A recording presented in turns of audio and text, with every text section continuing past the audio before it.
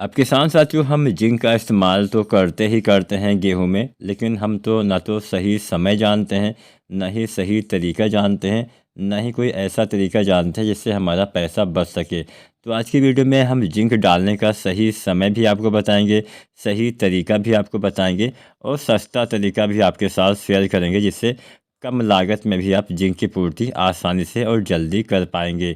नमस्कार किसान साथियों, इंडियन एग्री हेल्प चैनल पे आपका स्वागत है।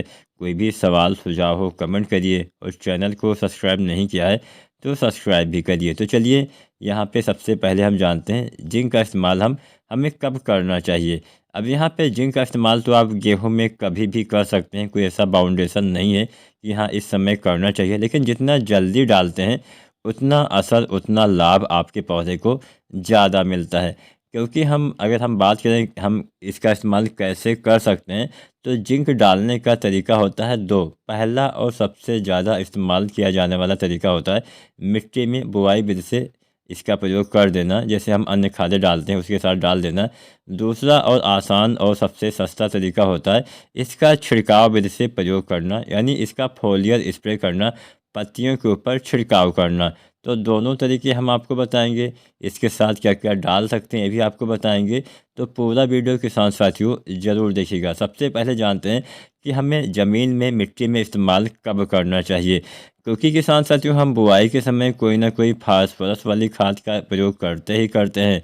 चाहे हम डीएपी डालें, चाहे एनपीके, चाहे हम एसएसपी डालें, तो बुआई के समय तो हम जिंक नहीं डाल सकते हैं। और ऐसा भी नहीं कि बुआई के समय नहीं डाल सकते हैं तो आप 2-4 दिन के बाद डाल सकते हैं। कम से कम 18-20 दिन के बाद ही आप प्रयोग कर सकते हैं।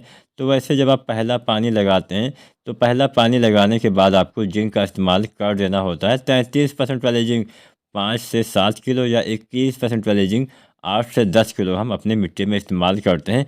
यह तरीका भी थोड़ा बेहतर होता है, बुआई के समय आपको जिंक नहीं देना होता है, इस बात का ध्यान रखना है। तो ये तो तरीका हो गया इसमें 5 से 7 किलो 33% वाली या 21% वाली 8 से 10 किलो जिंक आपकी लगने वाली है। साथ में यूरिया खाद के साथ मिला के 40 से 45 किलो यूरिया मिला के आप इस्तेमाल कर सकते हैं। पहला तरीका आपने जान लिया। दूसरा तरीका होता है छिड़काव विधि से इसका इस्तेमाल करना। तो इस तरीके में आपको, अगर आप 33% वाले जिंक का ही छिड़काव करना चाहते हैं पत्तियों के ऊपर, तो इसका भी आप छिड़काव कर सकते हैं। इसकी आपको मात्रा लेनी है 700 से 750 ग्राम। इतनी मात्रा 1 एकड़ खेत के लिए पर्याप्त रहेगा।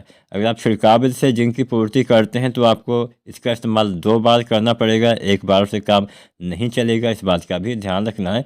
लेकिन मात्रा यहाँ पे कम कम ही लगने वाली है। मान लीजिए 2 बार भी आप डालेंगे तो मुश्किल से 1.5 किलो मात्रा ही लगेगी और आपके पौधे में जिंक की पूर्ति भी अगर आप मिट्टी में डालते हैं उसकी अपेक्षा ज़्यादा ही लगने वाला है। मिट्टी में कोई खाद डालते हैं तो वो मतलब कुछ ऐसा नहीं कि हाँ पूरा उपयोग हो जाता है। जो हमारे माइक्रो न्यूट्रिएंट्स होते हैं 2 से लेकर 5% ही हमारे पौधे अधिकतर ग्रहण कर पाते हैं। बाकी की मात्रा लगभग बेकार ही हो जाती है। जो हम पत्तियों के ऊपर छिड़काव करते हैं उसकी ज़्यादा मात्रा हमारे पौधे ले पाते हैं। तो यहाँ पे 33% वाले जिंक 700 से 750 ग्राम, साथ में आपको सिंगल जिंक नहीं डालना है, साथ में आपको यूरिया भी मिलाना है। यूरिया 1 किलो या 1.5 किलो आप इस्तेमाल कर सकते हैं, या फिर आप चाहें तो इसके साथ बुझे हुए चूने का पानी भी इस्तेमाल कर सकते हैं।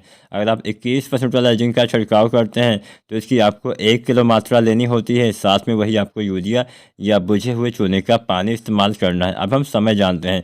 इसका इस्तेमाल आप चाहें तो सिंचाई से पहले कभी भी कर सकते हैं वैसे, लेकिन हाँ आप चाहें तो पहला पानी लगाने के आसपास पहली बार छिड़काव कर दीजिए और फिर से आप लगभग 15-20 दिन के बाद दोबारा से, यानी दूसरे पानी के आसपास दोबारा से भी आप इसका छिड़काव विधि से पूर्ति करेंगे तो अच्छा लाभ अवश्य मिलेगा।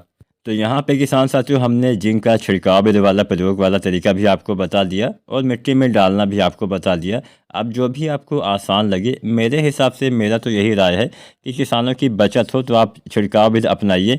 इसमें पौधे में ज़्यादा असर भी होगा और आपका लागत जो है यानी मात्रा भी कम लगने वाली है। बाकी आपकी मर्जी, जैसा आप इस्तेमाल करना चाहें। वीडियो और जानकारी पसंद आई हो तो लाइक शेयर करें और चैनल को सब्सक्राइब करें। धन्यवाद।